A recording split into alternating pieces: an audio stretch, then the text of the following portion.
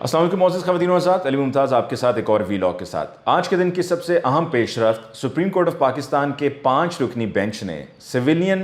معاملات، civilian cases کے trial military courts میں چلانے والے کیس میں فیصلہ سنایا، اور فیصلہ یہ آیا کہ جی کوئی بھی سویلین کا ٹرائل ملٹری کورٹ میں نہیں چلایا جا سکتا، کالعدم قرار دے دیا گیا۔ اب سوال یہ پیدا ہوتا ہے کہ اس فیصلے کے بعد کیا ان تمام 103 افراد جن کا تعلق پی ٹی آئی سے ہے اور 9 مئی کے بعد ملٹری کورٹس میں ان کا ٹرائل چل رہا ہے، اور یہ کنفرمڈ اطلاعات ہیں کہ ان کا ٹرائل شروع ہو چکا ہے، تو کیا یہ معاملات اب دوبارہ سے سویلین عدالتوں میں یا ریگولر عدالتیں کہنا چاہیے کہ اس میں چلایا جائے گا اور ان کو جیل بھیجا جائے گا؟ خیر، اس میں ابھی وقت درکار ہے۔ وقت اس لیے درکار ہے کیونکہ قانونی آئینی ماہرین کے مطابق آئین کے آرٹیکل 184(3) کے تحت یہ جو فیصلہ سنایا گیا ہے یا جو کیس ہے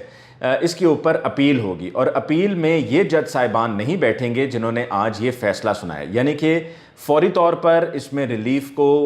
کنفرم نہیں کیا جا سکتا، اس میں وقت درکار ہے کیونکہ اس میں کوئی دوسری رائے نہیں ہے کہ اس میں اپیل فائل کی جائے گی۔ دوسری طرف جو سائفر کا کیس ہے جس میں chairman P T I Imran Khan صاحب اور شاہ محمود قریشی صاحب کو آج ان پر فرد جرم عائد ہوئی، اڈیالہ جیل میں ہی ان پر فرد جرم عائد ہوئی، اور حیران کن طور پر یہ 30 صفحات پر مشتمل فیصلہ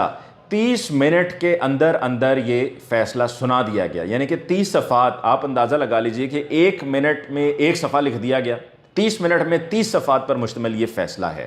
دوسری طرف آپ دیکھتے ہیں کہ نواز شریف صاحب ہیں، ان کو ریلیف پہ ریلیف مل رہا ہے، ان کو پروٹوکول پہ پروٹوکول مل رہا ہے، ان کو اسی طریقے سے ڈیل کیا جا رہا ہے کہ جس طرح وہ وزیر اعظم تھے نہیں بلکہ وزیر اعظم ہیں۔ اور کل 24 تاریخ کو ان کی اسلام آباد ہائی کورٹ میں جو اپیلز فائل ہوئی ہیں اس پر سماعت بھی ہونی ہے،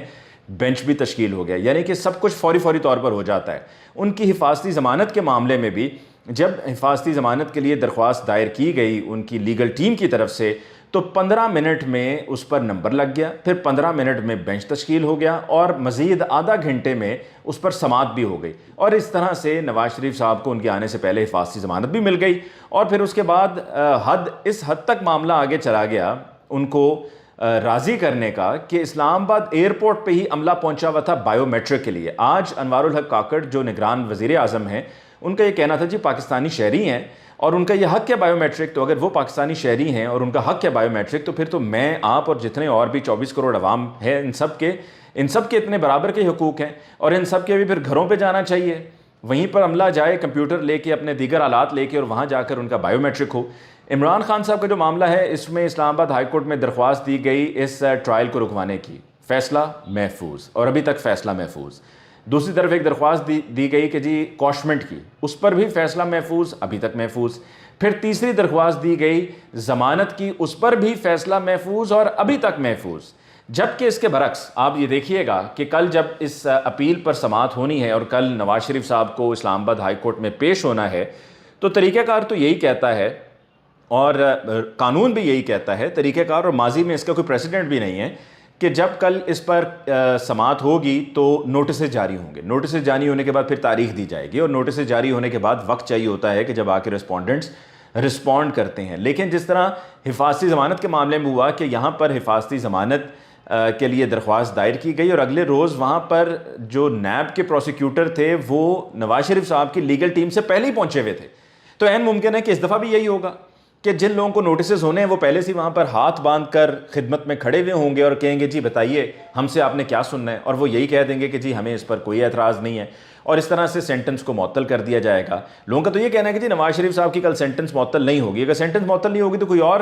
اس کا طریقہ نکال کر ان کو گھر بھیج دیا جائے گا، کوئی صحت کی بات کر دی جائے گی، کوئی اور بات کر دی جائے گی اور ان کو گھر بھیج دیا جائے گا۔ ورنہ تو ہونا یہ چاہیے تھا کہ وہ کنوکٹڈ ہیں، ان کو سزا ہوئی ہے، آتے ہی ان کو سرنڈر کرنا چاہیے تھا، جیل جانا چاہیے تھا، اور جیل سے پھر اس کے بعد یہ معاملہ چلنا چاہیے تھا، اور وہ جیل سے ہی آتے اپنی سماعت کے لیے، لیکن نہیں، چونکہ نواز شریف صاحب ہیں تو ان کو یہ تمام تر سہولیات فراہم کی جا رہی ہیں۔ دوسری طرف سہولیات میں مجھے یہ بھی یاد آیا کہ اطلاعات موجود ہیں کہ ڈی سی لاہور رافعہ حیدر صاحبہ کی طرف سے لاہور کے 5 اسٹار ہوٹل پی سی ہوٹل سے ہائی ٹی کا انتظام کیا گیا تھا. جب نواز شریف صاحب ہیلی کے ذریعے بادشاہی مسجد انہوں نے لینڈ کیا تو وہاں پر ان کے لیے جو ہائی ٹی کا انتظام ہوا تھا وہ ہائی ٹی کا انتظام پی سی ہوٹل کی طرف سے تھا, اور یہ سارا خرچہ اس کا پنجاب حکومت نے اٹھایا تھا. تو پھر پیچھے کوئی گنجائش نہیں رہ جاتی. اسحاق ڈار صاحب ہیں کہ ان کے آمدنی سے زائد اثاثے کا جو کیس تھا اس میں وہ بھی بری ہو گئے ہیں. نواز شریف صاحب کے بھی کیسز اس طرح سے ایک ایک کر کے ختم کر دیا جائیں گے, ان کو بھی ریلیف دے دیا جائے گا. نواز شریف صاحب نے الیکشنز کی کوئی بات نہیں کی کیونکہ یہ ان کے اسکرپٹ کا حصہ ہے کہ انہوں نے الیکشنز کے حوالے سے کوئی بات نہیں کرنی. دوسری طرف ایک اور اہم خبر یہ ہے کہ ایڈوکیٹ آفتاب باجوہ صاحب کا یہ کہنا ہے کہ جی 2 ایسے ججز ہیں آف دا سپریم کورٹ جن کا تعلق قاضی فائز عیسیٰ صاحب کے یعنی کہ چیف جسٹس آف پاکستان قاضی فائز عیسیٰ صاحب کے گروپ سے ہے, ان کی ویڈیوز بن چکی ہیں. اور آفتاب باجوہ صاحب کا یہ مطالبہ ہے کہ جی ان کو چاہیے کہ وہ ریٹائرمنٹ کا اعلان کر دیں کیونکہ وہ کمپرومائزڈ ہیں, اور ان ویڈیوز کو بنوانے کے بعد ان سے پھر مرضی کے فیصلے کروائے جاتے ہیں اور آگے بھی کروائے جاتے رہیں گے. لہٰذا آفتاب باجوہ صاحب کا یہ کہنا ہے کہ وہ وثوق سے کہہ رہے ہیں اور ان کے پاس مصدقہ اطلاعات ہیں کہ 2 سپریم کورٹ کے ججز کی ویڈیوز بن چکی ہوئی ہیں. یہ بڑا الارمنگ معاملہ ہے کہ اگر اس طریقے سے ہو گیا ہے, کیونکہ جہاں پر کمپرومائز کوئی ہو جائے تو پھر ظاہری سی بات ہے ان کو سٹیپ ڈاؤن کرنا چاہیے. پوری دنیا میں اس طریقے سے ہوتا ہے کہ جہاں پر کبھی کوئی اس طرح کا کسی کے حوالے سے اطلاعات آئیں تو وہ پھر اپنا منصب چھوڑ دیتے ہیں. آج کی تاریخ ہمارے لیے ہمیں ارشد شریف کے ساتھ جو ظلم ہوا اس کی یاد بھی تازہ کرتی ہے. ٹھیک 1 سال پہلے ارشد شریف کو کینیا میں قتل کیا گیا.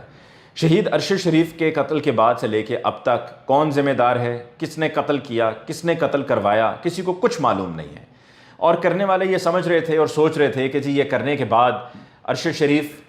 کے بارے میں بات کرنے والا کوئی نہیں ہوگا, ایک مثال قائم ہو جائے گی, گھبرا جائیں گے, ڈر جائیں گے, خوف کے مارے گھروں میں بیٹھ جائیں گے, زبان بندی ہو جائے گی. اور ارشد شریف کو آہستہ آہستہ وقت گزرنے کے ساتھ ساتھ گھر کے افراد جو ان کی فیملی ہے, ان کی ضعیف والدہ ہیں, ان کی اہلیہ ہیں, ان کے بچے ہیں, ان کے علاوہ کوئی بھی اور ارشد شریف کو یاد نہیں کرے گا. لیکن ایسا کہنا غلط تھا. آج بھی ارشد شریف کی یاد اسی طرح سے تازہ ہے. آج بھی ارشد شریف کا نام روزانہ لیا جاتا ہے. آج بھی یہ مطالبہ کیا جاتا ہے کہ جو ارشد شریف کے قاتل ہیں ان کو قرار واقعی سزا دینی چاہیے. لیکن ہمارے ملک کے ایک شہری کا اس طریقے سے قتل ہو جانا شاید کوئی عام سی بات ہے جس کی وجہ سے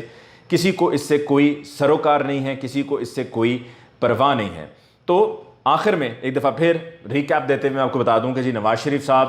کا میرے حساب سے ان کو ریلیف ملے گا, 100% ریلیف ملے گا. این ممکن ہے کہ ان کو کل بھی ریلیف مل جائے. پہلے کبھی ایسا کسی کے ساتھ نہیں ہوا, لیکن نواز شریف صاحب ہیں تو ان کو کل ہی کی تاریخ میں یہ ریلیف دے دیا جائے گا. اس کے ساتھ ہی مجھے علی ممتاز کو آج کے اس ویلاگ سے دیجیے اجازت. انشاءاللہ آپ کی خدمت میں جلد پھر حاضر ہوں گا مزید تفصیلات کے لیے. تب تک کے لیے اللہ نگہبان.